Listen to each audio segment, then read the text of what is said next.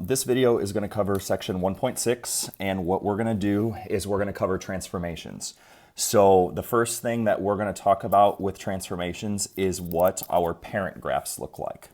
So there are several parent functions that we're going to refer to, and what you're going to need to know throughout this lesson is what does the shape of each one of them look like. So we're going to start really simple, and we're just going to look at something like y equals x squared. Now, this is something, or a function, an equation that you've dealt with a lot since Algebra 1, then throughout Algebra 2 also. We know that y equals x squared is just an upward-facing U-shape called a parabola, and it's always centered at the origin before it's been shifted. Now, we're going to take this graph and we're going to move it all around the graph, but for right now, we're focusing on the fact that the parent function starts at the origin.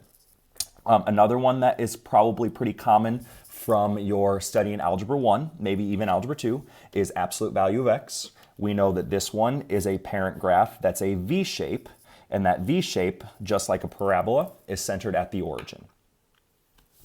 The third parent graph we're going to talk about is one like y equals x cubed. X cubed looks kind of like a snake, and there's two forms of it. There's a standing up snake that looks like that, and when we move on to the next parent graph, we look at the cube root of x. This one also looks like a snake, but a lot of students in my career have referred to this as the laying down snake. So I want you to take a look at these two graphs and see the commonalities between them. So notice that the general shape of them are the exact same, except x cubed is kind of a standing up snake looking graph, and then the cube root is kind of a laying down snake. You can kind of look similarly when we look at a parent graph like y equals the square root of x. Square root of x is actually a sideways parabola. The issue with drawing a full parabola is that it wouldn't be a function. So if I had drawn it like this, what you'd actually be looking at is plus and minus the square root of x. So we've got a sideways parabola. Now this wouldn't represent a function, so we're actually not going to look at it in this form. We're actually only going to look at half of it. So when I talk about looking at y equals square root of x, we're only going to look at the top half of the sideways parabola. So it's going to look something like this. So only the positive portion. If I'd looked at the plus and minus portions, then the sideways parabola doesn't represent a function, which is a problem for us because Algebra 2, pre-calculus, and so on, for the most part, is the study of functions. So these are kind of the 5 general shapes that you're going to be required to know. So when you see an x squared in an equation, or when you see a y squared, or a cube root of x, and so on, you're going to have to know what the general equation looks like so that you can then shift it around the graph. So these 5 are pretty important. Now what we're going to talk about is, what if I want to shift them? So we're going to talk about, well, if I add a number on the end of a function, like x squared plus 3, absolute value of x plus 5, the square root of x plus 4, what happens to the graph? So what happens is the entire graph, every single one of these, is a vertical shift. So we shift up. So I'm going to take my graph from the origin in most cases, and all we're going to do is push the entire thing vertically by whatever that number is.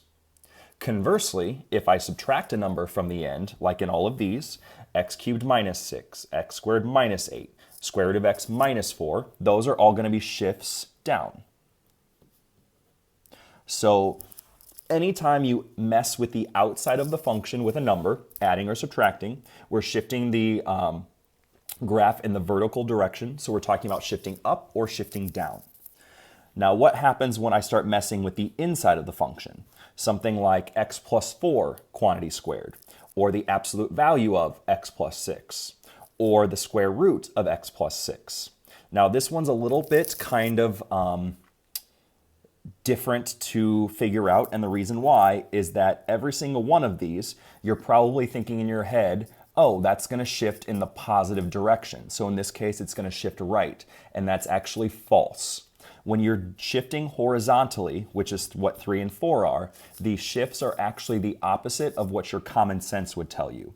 So anytime I add a number on the inside like these three do, this actually shifts to the left and not the right, which is kind of backwards of what common sense would tell you. Usually when you think about adding a number, you would think, oh, I'm going to go in the positive direction. And in this case, that's actually not true. When I add a number in there, you're actually going in the negative direction. So if adding a number moves you left, what's subtracting a number going to do? That is going to move you to the right. So x minus 4 quantity cubed. The absolute value of the quantity, x minus 7. The square root of the quantity, x minus 2. We are going to shift all of these in the right-hand direction. So when you're adding numbers or subtracting numbers on the outside, they do what your common sense tells you. When you're adding or subtracting numbers on the inside of the function, it's actually backwards of what your common sense tells you to do. 4 more transformations to talk about. When we start throwing negatives in our functions, if the negative is on the outside, that is a x-axis reflection. So you can think of this visually as it flips upside down.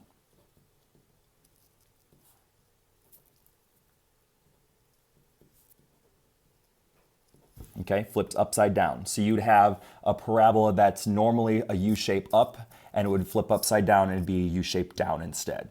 Or if you had an absolute value v that goes up, it actually flips upside down and goes v down instead. Or instead of having the top half of the square root function, you'd actually have the bottom half instead. Anytime I put a negative on the inside of a function, something like the negative x cubed or the square root of negative x, this is a y-axis reflection. And you can think of this as it turns the function. Okay, so the function turns around. So for example, if I use the square root of x, normally it goes off that direction. If I throw in a negative on the inside of the function like that, or like this one, it actually turns the graph to point the opposite direction. So the black curve would be the parent function, and the blue one would be throwing a negative inside. So it takes the graph, instead of pointing off to the right, it turns it around and spins it to look to the left instead. The last ones we're going to talk about are stretches and shrinks. Anytime I throw a number in the front of a function and it's bigger than 1, so a number like positive 3 or negative 4, it's going to take and it's going to stretch vertically. And what that means is it's going to make the graph skinnier. Okay, so if you want to think visually, what's that going to look like? It's going to make the graph narrower or skinnier. So like the 2x squared or 3x squared is going to make a parabola that's much skinnier than what your normal x squared would look like. So rather than a U shape that looks like this, if I did 3x squared, it's actually going to be a U shape that's much thinner. And the reason why is because you're taking the end pieces and you're stretching them out so that the graph goes up faster. If I take a number and put it out front and it's a number that's between 0 and 1, so like a fraction or a decimal value, something like 0.4x squared, or you could have something like 1/2 x cubed, it's going to flatten the graph, so it's going to make it much wider. That's called a horizontal stretch.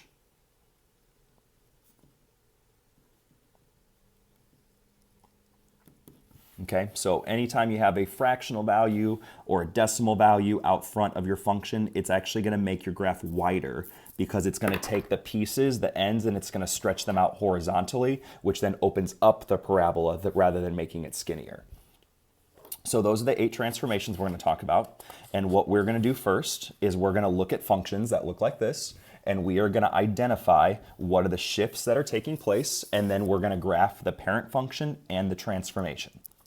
So let's talk about the 2 things that are happening here. Number 1, I have an x squared, or a squared binomial, which means that my parent function is just going to be a U shape. So I've got a parabola centered at the origin. Now when I talk about my 2 transformations, I've got 2 of them. I'm adding 4 on the end and I'm subtracting 3 on the inside. Now remember, adding 4 on the end, common sense tells me I'm going to go up because I'm adding. On the inside, do what common sense doesn't tell you to do. Common sense would tell you to move left, but that's not correct. When I subtract a number from the x, you're actually going to move to the right by 3. So all I'm going to do is move the center portion of the parabola and redraw the U shape. So I'm going to move it 3 units to the right and 4 units up. So if I go to the right, 1, 2, 3, and up 1, 2, 3, 4. So I'm here, and all we're going to do is redraw the U shape, pointing up. And so it looks something like that.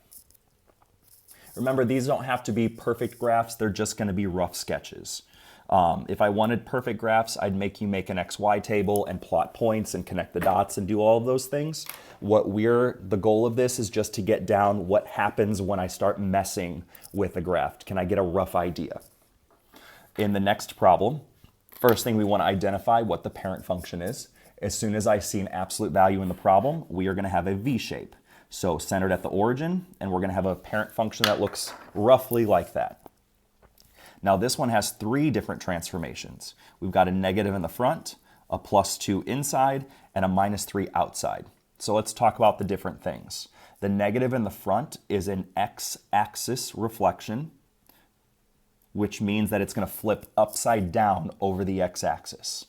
The second one I'm adding 2 with the x, which means we're going to go to the left by 2.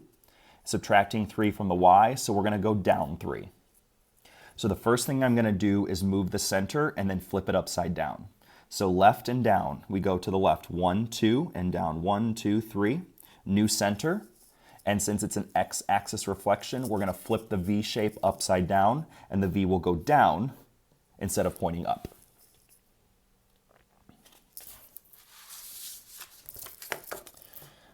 Next ones. First thing I want to identify, what's the parent function so that I know what to draw on the graph first.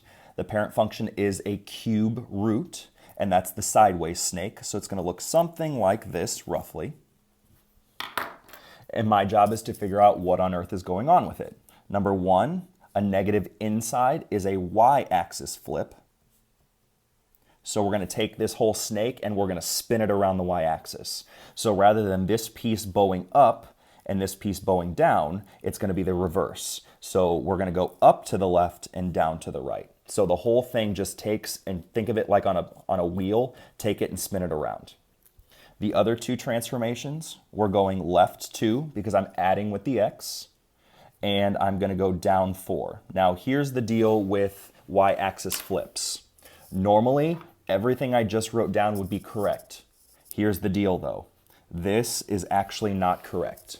So y-axis reflections are kind of tricky and they're kind of a pain in the butt, and here's why. Y-axis reflections change your horizontal shift. So you're actually not moving left 2 like I've been telling you over and over so far in this video. You actually are going to move to the right by 2.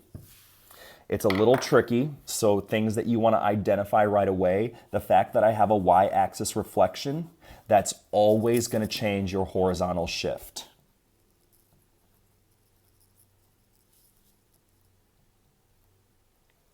So if you would have normally gone left when you see a +2, you're actually going to go to the right. That's a really, really common mistake that gets made and something that gets overlooked a lot. So please make note of that. So if I move my center at 0, 0, we're going to go right and down. So to the right 2 and down 1, 2, 3, 4. And remember what this flip does. It takes and spins the snake. So instead of the right-hand portion bowing up, it's actually going to bow down. Instead of the left-hand portion going down, it's actually going to bow up. So we have a graph that looks like that instead. Moving on to the next one, we've got a square root this time. So the first thing you want to do is draw your parent function. So from the origin, it's the top half of your sideways parabola. And now we're going to identify all of the shifts and transformations. Number 1, negative on the outside is an x-axis reflection. So that means the whole thing is going to flip upside down. -3 on the inside is a right 3. +2 on the outside is an up 2. From the origin, we're going to go to the right and up. 1, 2, 3, 1, 2. So I get a new starting point there. And remember, x-axis reflection means flip upside down. So rather than having the top half of the parabola, we're actually going to have the bottom half of the parabola. So there's my change. Next ones. We've got a cubic function, which is your standing up snake. So rough idea of the parent looks like that. And then we identify what's going on. A +4 on the inside is a left 4. A -2 on the outside is a down 2. So if I move my center, we're going to go to the left, 1, 2, 3, 4, and down 2. And we're going to have the exact same shape because we don't have any reflections. So it's still going to be a standing up snake. It's just been pushed left and down. Going to the next one. First thing, we've got an x squared quantity, which means a parabola. So my parent function is going to look like this. And then we figure out what's going on. Number one, I have a y-axis flip because it's a negative inside the function. Now keeping in mind, normally when we see a -1, we think to the right. This y-axis flip changes the x shift, so we're actually going to go to the left by 1. We've got a +2 on the outside, which is going to take us in the upward direction. Left, up, y-axis flip. So we're going to go left 2 and up 1. Now let's talk about a y-axis reflection. If I take this U shape and I spin it horizontally, I'm going to go from having a U shape, and then if I spin it again, I still have a U shape. So what we actually learn about a parabola is a y-axis reflection doesn't change what the shape of the graph looks like. Only an x-axis reflection changes the shape of what a parabola looks like. Y-axis reflections actually don't change what the parabola shape looks like. A U shape spun around still looks like a U shape. Okay, a few more. Next one, again, is a square root. So the first thing I'm going to do is I'm going to draw my half sideways parabola. And then let's identify all the things. Number one, we've got an x-axis reflection. Inside, I've got a y-axis flip. Now again, remember when I see a -3, most of the time I would think we're going to the right. Since we have this y-axis flip, it actually means we move left. And I'm going to go down 6. So 4 different transformations going on. So let's put them all on the graph. We're going to move left and down. 1, 2, 3. 1, 2, 3, 4, 5, 6. And now let's talk about what the reflections do. X-axis flips the U upside down. So rather than having the top half of the parabola, we're going to have the bottom half. And y-axis reflection flips the direction. So rather than the graph pointing off to the right like it currently does, it's going to point off to the left. So not only are we going to flip this upside down, but we're also going to spin it so that it goes the opposite direction. So rather than bowing off to the right like my hand is now, it's actually going to bow off to the left instead. And so we're going to get a parabola that looks like that. So it's got the 2 different reflections. Flip upside down and spin it to go the opposite direction. Last graph, absolute value of x. We've got my V shape. And this one has 2 transformations. We are going to do x-axis, which is a flip upside down. And we're going to move up 3 because I'm doing a +3 on the end. So if I go straight up, 1, 2, 3, all we're doing is drawing a absolute value that turns upside down instead. And there is the end of my graphs. Make note of any of these that are question marks so that I can re-explain them in class. What we're going to do now is we are going to take, for the next several, we're going to take the graph and we're going to write what the transformation is. So number 1, this parent function would be the square root of x because it's that sideways parabola. And then we have to figure out where did it go from its original position. Normal position looks like this. So where did it go? It went straight left by 3 units. So if this moved left by 3 and that's it, we're going to take the square root of x and all we're going to do is add 3 on the inside of the function. So there is my new equation. Going to number 10, there are 2 things that happened. Now this normal graph is f of x equals x cubed because it's this up and down snake. So normally it looks like this. Now, so notice some things that have happened. Number 1, it's moved down, and it's moved down 1, 2, 3, 4, 5 units. And the other thing is it's been flipped upside down.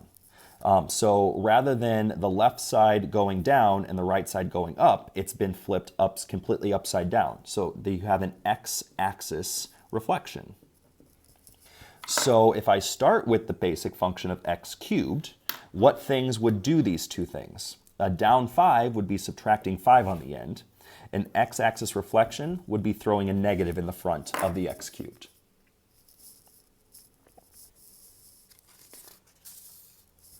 Going to the next one, anytime you have a v-shape, your original function is the absolute value of x. So what's happened since I have a normal v-shape that looks like that? Number 1, we've been moved up, and if you count, it's going up, looks like 7. And notice that the normal parent function is a v-shape up. This one is a v-shape down, which means this also has an x-axis reflection. So how do I take the original absolute value of x and change it to go up 7? We're going to add 7 on the end. And if I want an x-axis reflection, we're going to put a negative sign on the front of the absolute value. So the next one, that again is a sideways parabola. So we've got the square root of x. Normally, square root of x looks like that. So two things have happened. Actually, three things have happened. Number 1, it's gone up 2, so that's one thing. Also notice that it's spun the opposite direction, meaning that's a y-axis flip. And also notice that it's upside down. Instead of bowing up, it bows down. That's an x-axis reflection.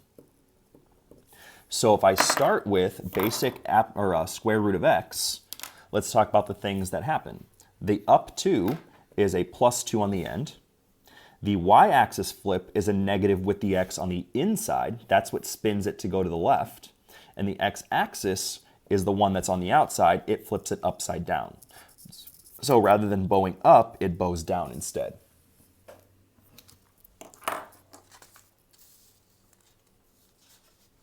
Oops, I've got some more. Maybe I don't. I thought I had more. I guess I don't. I guess that's the end. I thought I had 2 more problems, but I guess I don't. So what I need you to do is make note of problems that you have questions on so that when we start class tomorrow, I can answer those questions. And then what I will do is I will probably pop up a couple of more examples that we can talk about together and discuss the steps, and then you'll have time to work on the in-class worksheet. Make note of whatever questions you have.